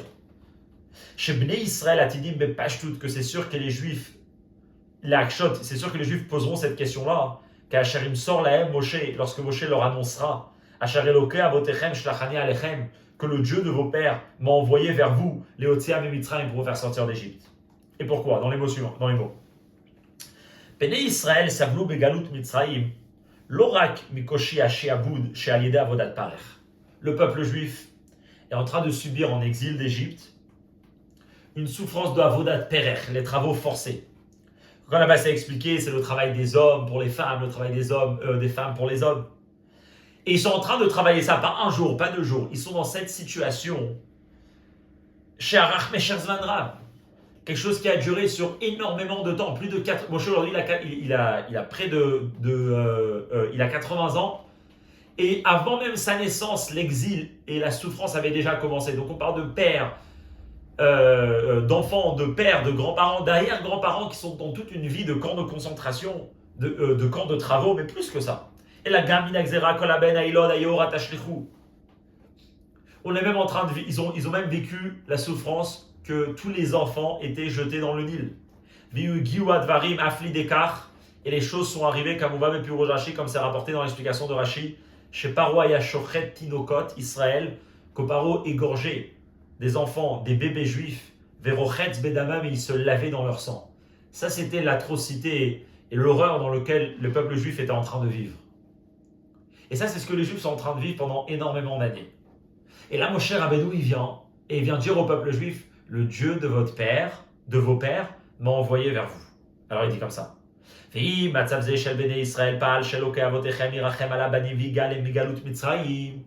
tu es en train de nous parler au nom du Dieu de notre Père, ça veut dire qu'il nous regarde à nous comme ses enfants à lui, comme des enfants, qu'il vient pour s'occuper d'eux. D'ailleurs, c'est intéressant de lire, c'est les mots juste avant que Hachem il est en train de dire à Moshe Rabbeinu, dans les psukim, juste avant qu'il dise cette phrase, quand Dieu il annonce la nouvelle à Moshe Rabbeinu, il lui dit « Ra'o ra'iti et ani ami » j'ai prêté attention à la souffrance et au malheur de mon peuple. Tsa'akatam shamati, j'ai entendu leurs cris, j'ai entendu leurs hurlements, j'ai entendu ces mères et ces pères qui sont en train de voir leurs enfants en train d'être tués. Et donc, Vaïren la Tzilo, donc maintenant je suis venu les sauver.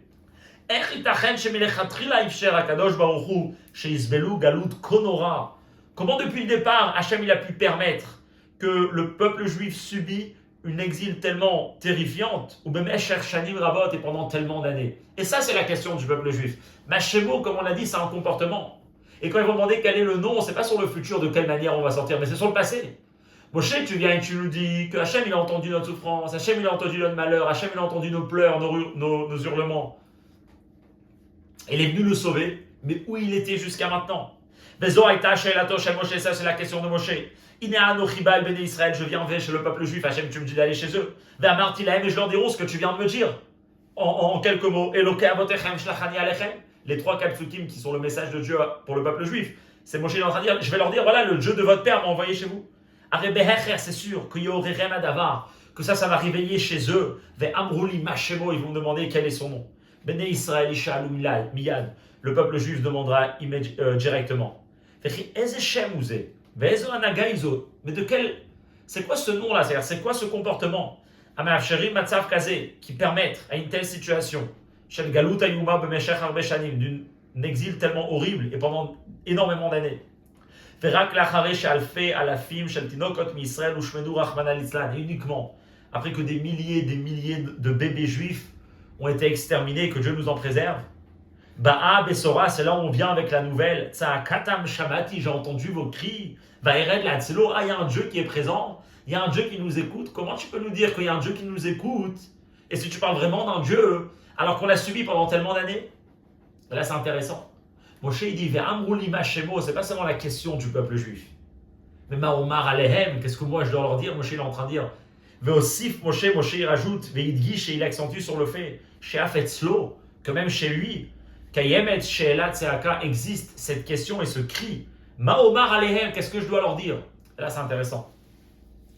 En d'autres mots, c'est que ça, c'est ce qui est en train de se passer. Et souvent, cette question qui est tellement importante, on la prend comme quelque chose qui est contraire à la Emouna. Mais là, on est en train de voir qu'est-ce que c'est le plus grand croyant de Dieu. Il voit Hachem, mais il dit justement, parce que je crois en Hachem, parce que Hachem, tu m'annonces que je vais aller libérer le peuple juif. Mais comment j'irai les voir? Et c'est pas seulement quand j'irai les voir à eux, mais c'est aussi Ma'omar alehem. C'est aussi la réaction directe d'un juif qui entend que Dieu il vient pour libérer le peuple juif, il dit mais où Hachem t'étais jusqu'à maintenant? Comment Hachem, tu peux me dire que je prête attention à la douleur du peuple juif alors que ça fait 80 ans qu'ils sont en train de souffrir?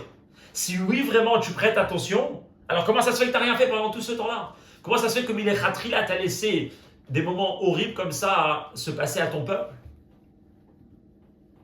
Et ça, c'est la question de Machemo, de Rashi. Ve'alkar, et là maintenant ça vient la réponse et c'est intéressant parce que on entend tellement de fois des idées sur ces questions-là qui sont essentielles dans la vie et que c'est chaque juif, chaque personne sensible à même un minimum de la vie, il a cette question qui vient directement lorsqu'il attend les choses qui se passent avec même un juif. Et souvent, plusieurs personnes peuvent avoir des explications, des interprétations. Là, on va voir la réponse de Dieu. Et bien sûr, il n'y aura pas de réponse de Dieu. Parce que, comme il a dit tout à l'heure, ce n'est pas une question qui manque une information. Ce n'est pas une question que je dis que j'ai envie de comprendre une réponse. J'ai envie de comprendre, j'ai vraiment envie de comprendre comment ça se fait que ça s'est passé. J'ai vraiment envie de comprendre que Dieu, il était intéressé de laisser... C'est pas du tout ça la réponse. Venons voir.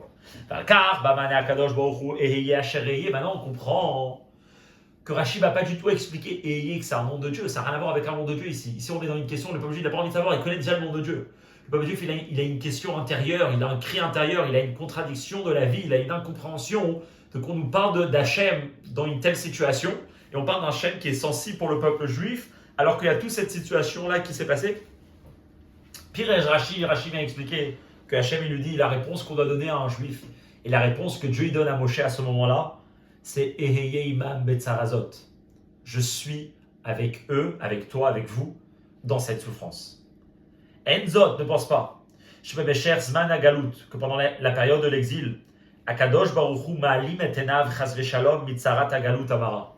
Que Dieu est en train de cacher ses yeux et de ne pas prêter attention aux souffrances et aux malheurs de cet exil. Et la Haderaba, c'est tout le contraire la réalité. Et Heye imam betzarazot, dis-leur que je suis avec eux. Akadosh Baruch Hu nimtza im bnei Israël beyachad betzarazot. Dieu se trouve avec le peuple juif dans cette souffrance-là. C'est-à-dire, ve'adgasha bekachi, et ici l'accent qu'il faut comprendre, c'est la chose suivante. C'est Akadosh Baruch Hu nimtza tamid im Israël en pirusho rak shu imaim beotomakom. Lorsqu'on dit que Dieu se trouve avec le peuple juif, ça c'est une idée très fine, très profonde. C'est pas juste que Dieu se trouve dans le même endroit du juif qui est en train de souffrir, il est en train d'observer ce qui se passe. Et la shunatun be'atzmo kaviachol be'tzaratan, mais kaviachol si on peut dire, c'est que Dieu il est dans la souffrance, Dieu lui-même est en train de souffrir. Ou que Moshe Nehemar, et ça c'est des mots que Yeshaya il le dit, bechol tzaratam lo tsar, dans toute leur souffrance, lui aussi il est en souffrance. Dans les mots du rabbi dans la Sikha, le rabbi pleurait quand il dit ces mots. Hachem, il veut que lorsque Moshe vient voir le peuple juif, il leur dise que quand vous étiez en train de pleurer, et ben moi aussi, Hachem, j'étais en train de pleurer. Et ça, sachez, c'est ce qui était en train de se passer. Qu'Hachem, Bnei Israël, Netunim, Betzara, quand le peuple juif est dans une souffrance, une détresse, il n'a assez de Kaviachol, Saratosh et la Kadosh Baruch Hu, ben ça devient la détresse de Dieu. Et ça, c'est la réponse. Qu'est-ce que c'est la réponse? C'est que lorsqu'une personne, il a un cri pareil, il doit savoir qu'il n'était jamais seul. et que le même incompréhension et la même souffrance, le même pleur, la même douleur, la même peine que le peuple juif est en train de subir, c'est ce que Dieu il est en train de subir.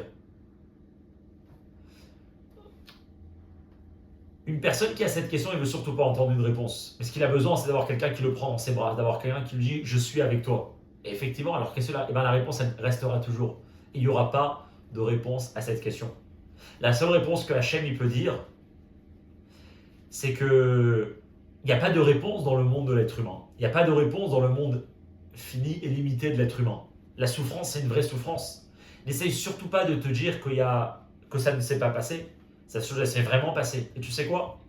C'est pas seulement toi qui étais en train de subir, mais c'est moi aussi qui étais en train de subir avec toi. Et donc ton argument, il est bon, et continue à crier ton cri. Mais juste sache que j'étais avec toi pendant tout ce chemin-là, que je t'accompagnais pendant toute cette route, et j'étais en train, comme dit l'Ormi, j'étais en train de souffrir avec toi. Et ça, c'est la réponse à cette grande question de où Dieu est pendant le malheur, où Dieu est pendant la souffrance. C'est pour ça que Rashi choisit de dire que Eye Imam Betzarazot, c'est ce que Dieu il veut dire à Moshe et au peuple juif. Moshe, il n'y a pas d'explication à ça. La seule chose que tu dois savoir, c'est que le même pleur qui existait, c'était aussi le pleur qui existait chez Hachem. Et le même incompréhension et le fait qu'on ne veut pas accepter ça comme quelque chose de normal, comme je dis, mais Hachem aussi ne l'accepte pas comme quelque chose de logique et quelque chose de normal. Et ça, c'est le premier point. Et ça, c'est la première réponse de Eye Asher Eye, ça c'est le passouk du Dalet. Et maintenant, Rashi vient et il dit, bah là, après, il y a un deuxième passouk, Vayomer Od Elokim. Et comme il a expliqué dans le Seif Gimel, Vayomer Od Elokim, c'est pas la réponse. La réponse c'est Eye Asher Eye. Vayomer Od Elokim, c'est un autre sujet. C'est un sujet qui vient peut-être être discuté plus tard, comme on verra maintenant. Et comme on verra, Hachem n'est pas du tout en train d'apprendre une halakha au peuple juif de comment écrire le nom de Dieu. En réalité, on comprendra de comment le nom de Dieu il est écrit et comment on le prononce. C'est un message très très fort pour le peuple juif. Dans la suite.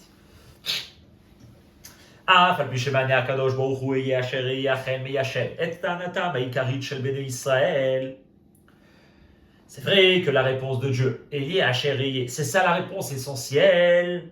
Enfin, la réponse, c'est ça c'est ça la réaction essentielle de Dieu. La réponse, mais pas pour expliquer, mais la réponse est à ce que le peuple juif est en train de crier et de subir. Car ne pensez pas que Dieu n'est pas en train de penser, ou plutôt, ne pensez pas que Dieu n'est pas en train de sentir votre souffrance. Dieu, il subit avec vous. Même Kol Makom. Adaïn Drusha Asbara. Il y a quand même quelque chose qu'il faut comprendre ici.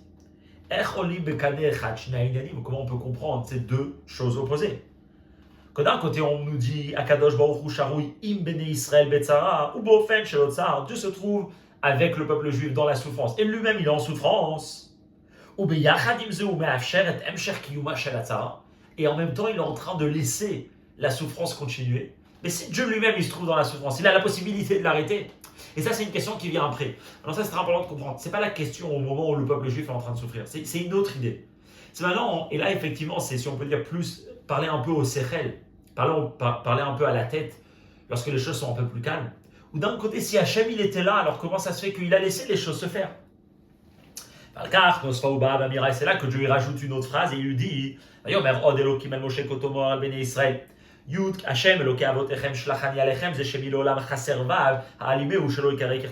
ça c'est la deuxième réponse où Dieu dit la chose suivante. Dit au peuple juif après, dis-leur quoi? Yud Kevavke, parle-leur de Yud Kevavke. Quand on verra, c'est pas juste un nom, on n'est pas dans un nom ici. On est dans une question du peuple juif. Parle-leur du Yud Kevavke et dis-leur que le Yud Kevavke, il doit être caché, il ne doit pas être prononcé comme il est écrit. Il dit la chose suivante.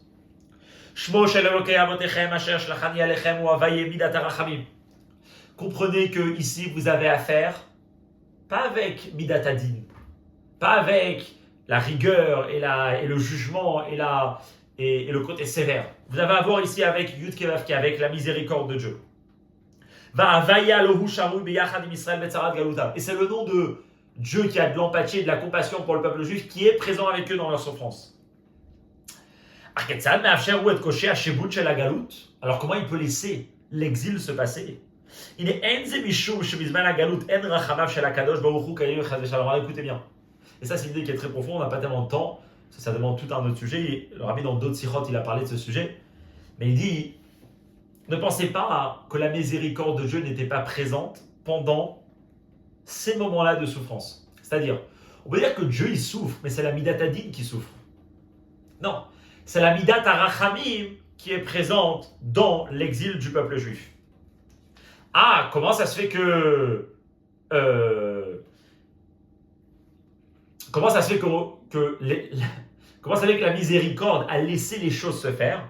Et la pirouche adavarhu, l'explication c'est chez Arachamim hem beofen shel helen. La miséricorde elle était cachée, ha'alimé ou c'est ça le Olam. Rachid n'est pas du tout en train d'expliquer la lettre supplémentaire. Rachid est en train de continuer à donner une autre idée que Moshe doit avoir en tête pour lui et pour le peuple juif. Que sachez qu'il faut comprendre qu'à la suite de ça, de Eheye Hachaye, il y a Dieu qui est en train de souffrir. Et une autre chose qui se passe, c'est que c'est les Rachamim de Dieu qui sont là. Ah, s'ils sont là, pourquoi on ne les voit pas? Parce qu'ils sont cachés. Ah, alors bien sûr, la question qui vient, alors s'ils sont cachés, à quoi ça sert qu'ils sont là? Même sur ça, un argument peut venir. Puisque la miséricorde, elle est cachée, alors à quoi ça nous sert? Et là, c'est très intéressant. Ça veut dire, ici, il vient continuer à dire la chose suivante, que si on parle d'une miséricorde qui est là, mais qui est cachée, alors à quoi ça sert? Et là, il y a une idée très, très profonde qui vient. Le nom de Dieu n'est pas lu comme il est écrit, c'est-à-dire qu'il n'est pas présent. Mais il n'est pas du tout présent. Il est, lui, mentionné par le peuple juif. Il est, lui, évoqué par le peuple juif. Et alors, il a expliqué que ici, encore une fois, puisqu'on n'est pas dans une halakha pour l'instant, on est plus dans une idée qu'il veut transmettre, c'est la chose suivante. C'est que Hachem, de façon générale, il sera caché. C'est-à-dire que la miséricorde absolue, le Yud Kevavke, il sera caché. Mais le Yud Kevavke, il sera, lui, prononcé, il sera, lui, manifesté. On pourra, lui, voir qu'il y a eu quand même dans ces moments-là, et même dans cet exil-là, une expression d'un Dieu qui est présent. Est-ce qu'on pourra le voir généralement? Pas du tout. Et c'est pour ça que la première réponse, et la réponse essentielle, c'est Eye Asher Eye. Mais d'un autre côté, en même temps, on doit savoir que c'est vrai que la miséricorde elle-même, elle est complètement cachée, mais elle n'est pas complètement cachée. Il y a eu une traduction, il y a eu une prononciation de cette miséricorde dans le monde. Et ça, c'est Zichri. Là, mentionner le nom de Dieu, il dit comme ça. Zot, même Sheikh Hakatoub, c'est là où le passage continue, dit, c'est Zichri les d'or, l'imdo et achnikra. C'est ça que le passage continue, dit, et voilà comment me mentionner. Il lui a appris comment le nom de Dieu doit être lu. Et encore une fois, ce que ici il veut dire, c'est voilà un message pour le peuple juif. Voilà ce que vous devez faire maintenant. C'est chez Miléolam, c'est un fait, mais Zézéchri, c'est le mentionner, ça dépend de nous. C'est nous qu'on doit mentionner le nom de Dieu. Il est en train de dire, voilà le peuple juif, qu'est-ce qu'il doit faire? Il dit comme ça. Ah, c'est vrai que le nom de Dieu, donc la miséricorde absolue de Dieu, elle est complètement cachée. Ariou Nikra, mais d'un autre côté, il peut lui être mentionné, il peut lui être présent et il peut lui être manifesté et prononcé dans le monde. Yeshno Zichri Shelavaye, comment? Bnei Israël Zochrim ou Maskirim ou Meorerim Zot. Le peuple juif, par sa prière, il peut mentionner le nom de Dieu et il peut réveiller ce nom de Havaye, ce nom de Rachamim.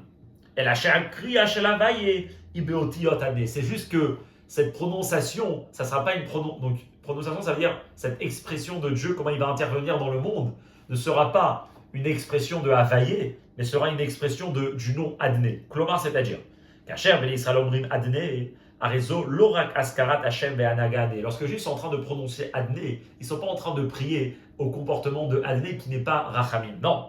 Et la Kriyat Shem Havaye, ils sont bien en train d'appeler et de demander pour le nom de Havaye, de Rachamim, de se dévoiler. C'est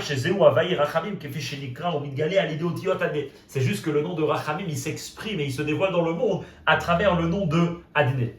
Et là, c'est intéressant, parce que ici, il veut dire la chose suivante. Et il ramène un exemple. Qu'est-ce que ça veut dire qu'il n'y a pas Dieu, mais d'un autre côté, il y a Dieu? Il donne un exemple, qui encore une fois demande à beaucoup de réflexion, mais il dit la chose suivante. Dougma bipshuto shel mikra, mechartem oti ena, kile michyash lachani elokim gomer, la soum lachem she'erit gomer, lacharech hapetchana. C'est l'histoire de Yosef. Quand les frères de Yosef, ils ont peur que Yosef il va se venger contre eux. Qu'est-ce que Yosef il leur dit?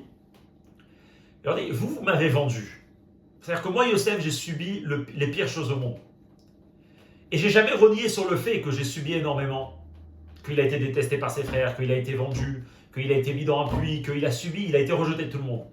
Mais d'un autre côté, quand on est 22 ans après cette histoire, aujourd'hui, si Yosef ne serait pas le vice-roi d'Égypte, si Yosef n'aurait pas eu tout ce chemin qu'il a amené finalement au vice-roi d'Égypte, comment le peuple juif il aurait survécu? Il dit les michiash lachani elechem. Dans l'histoire elle-même, on pouvait voir que Dieu n'était pas du tout présent dans la vie de Yosef. Vous m'avez vendu des propres frères qui vendent leurs frères. Mais à un certain moment, on arrive à réaliser que Dieu n'était pas là, mais Dieu, il était là. Dieu il était lui prononcé. Juste qu'il n'était pas prononcé, il n'était pas manifesté dans la vie de Yosef avec toute son ampleur, parce que sinon Yosef ne l'aurait pas du tout subi. Mais d'un autre côté, ce qu'il faut savoir, c'est qu'on peut lui trouver des petites formes de Dieu qui existent même pendant ces moments-là. Bien sûr, encore une fois, ça c'est déjà la partie un peu rationnelle de la sikha. La partie essentielle de la sikha, c'est Eheye Imam Betzarazot, il n'y a pas de réponse. Et comme certaines personnes, quand ça arrive à la Shoah le 7 octobre et ainsi, où cette question elle est là, certaines personnes nous raconteront qu'eux, ils ont trouvé Dieu dans la Shoah elle-même, des survivants, qui sont là en train de dire que grâce à la Shoah, comment ça se fait qu'ils ont vécu. Ils expliquent que tout le monde est mort autour d'eux, et eux ils ont vécu, ils disent j'ai trouvé Hachem, c'est quoi? Ça c'est le Shem Havaï qui est en train de se prononcer par Adné, alors que la Shoah elle-même c'est Yemam Betzarazot, et il faut enlever l'essentiel de la Sikha, c'est Yemam Betzarazot. ולעניין זה הביא רש"י את הראיה וכן דוד הוא אומר השם שפחה לעולם השם זכרך לדור ודור. בפסוק זה מופיע ונוסף את ההדגשה ששני האופנים גם יחד, אין שמך לעולם, אין זכרך לדור ודור, הם בכלל שם הוויה, גם זכרך השם שאנו מזכירים וקוראים הוא הוויה זכר גומר. On aurait pu penser que lorsqu'un juif est en train de prier Hachem aujourd'hui et qui ne dit pas le nom de Dieu Yud Kevav Ke, mais qui dit le nom de Adné, il n'est pas en train de se tourner vers la miséricorde absolue d'Hachem. Il est juste en train de se tourner vers Adné, qui est le nom Adon, qui a un peu de jugement, etc. Ah ben il dit non, c'est pour ça que Rashi ramène la preuve d'Hachem Shimcha Leolam. Là-bas c'est écrit Hachem Shimcha Leolam, Yud Kevavke Shimcha Leolam, et Yud Kevavke Zichrecha Ledor. Qu'est-ce qu'il y a en plus dans le passouk du Teilim qui n'est pas dans le passouk chez nous? Parce que chez nous on peut dire Yud Kevavke Shemi Leolam, Vezezichri Ledor. Et à ce moment-là, Zichri, la prononciation, c'est pas une prononciation de Yud Kevavke, c'est une prononciation d'un autre nom, de Adné. Dans le Teilim, c'est écrit clairement que Yud Kevavke, que Shimcha Leolam, c'est Yud Kevavke, que Zichrecha Ledor Vador. Donc il y a lui Hachem qui est présent dans les prières du peuple juif, à travers ça qu'on dit le nom de Dieu et qu'on prie à Hachem. Et donc c'est ça la réponse complète, si on peut dire, avec le supplément d'explication pour comprendre de où un tel comportement peut venir. Hachem ou Havaye Eloka Avotechem, Anaga Shel Midat HaRachamim. C'est la miséricorde de Dieu qui est là. Et là, chez Havaye Rachamim Kan ou Beofen, c'est Jeshemi Hino Leolam, Veze Zichri le Dordor, Midat HaRachamim Poelet ou la Beofen Shel Elem. C'est lui Dieu qui est là, c'est lui la Rachamim qui est là, mais elle agit d'une manière de Elem, et juste, on peut avoir une expression de ça par le nom Adné. Et un exemple pour comprendre concrètement, parce que de toute façon c'est beaucoup de théories, c'est l'histoire de Yosef. Maintenant, on a répondu à toutes les questions. Il reste juste à terminer. On a répondu pour Rashi ramène une preuve pour bien expliquer cette idée-là que c'est le même nom de Yud Kevavke qui est présent. Donc, il nous reste à comprendre pourquoi Rashi a besoin de dire que c'est David qui dit ça. Pourquoi il ne peut pas dire juste c'est écrit comme ça. On a appris Kolanal. D'après toute cette explication du Rabbi, que c'est pas que une halakha qui ici Rashi est en train de nous dire, mais c'est surtout toute une idée. Le fait que comment on écrit le nom de Dieu et comment on prononce le nom de Dieu, c'est en réalité à la question de où Dieu se trouve pendant l'exil. Alors de là peut venir peut-être une erreur qui est l'erreur suivante. Alouli torer safek ve'aftaout, peut-être un doute ou une erreur peut se réveiller. Shema halakha novat mikar seze shemi lolam. Allumé ou shelo ikari kirtavo. Amoura bematzav hagalut davka. Vachem ken shelo bizman hagalut. Kasher rachamei akadosh baruch hu begilou yakari kirtavo. Alors maintenant on peut arriver à une erreur de dire la chose suivante.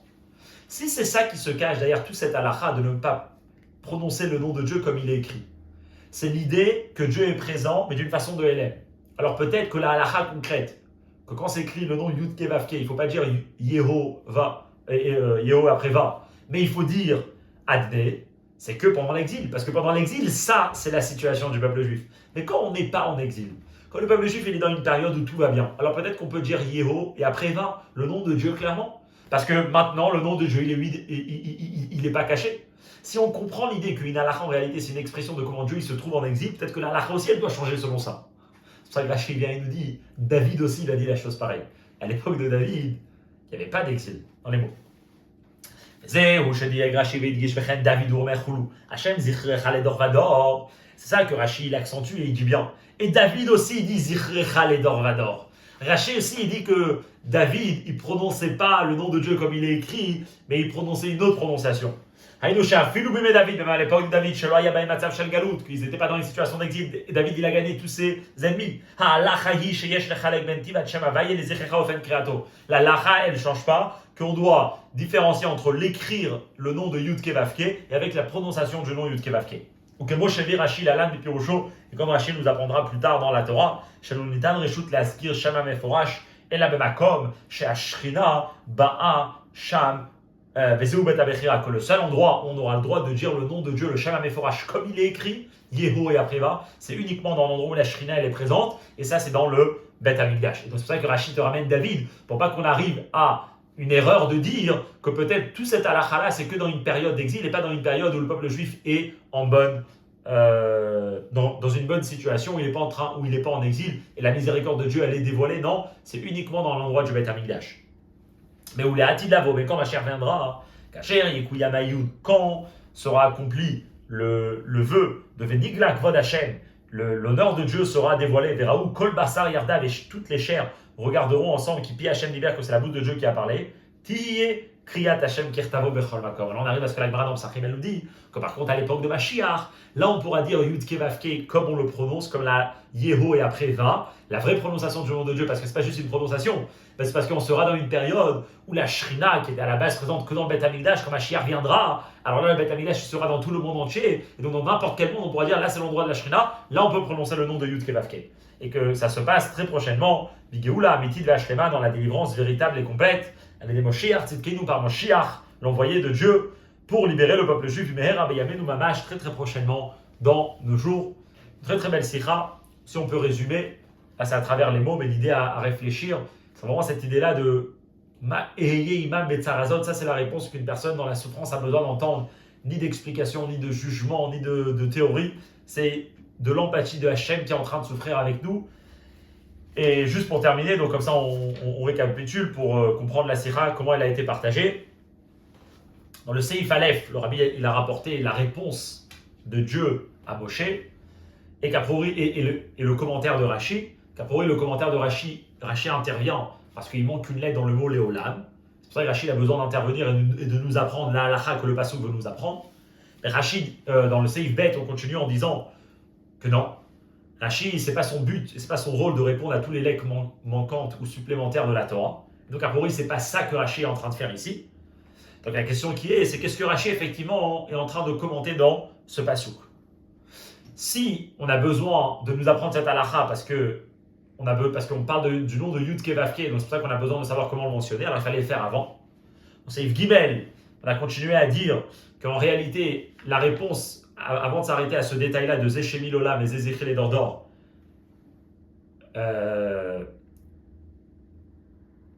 il faut déjà comprendre la réponse, qu'au début Dieu dit Eheye, après il dit Yud Kevavke. Alors est-ce que c'est une contradiction?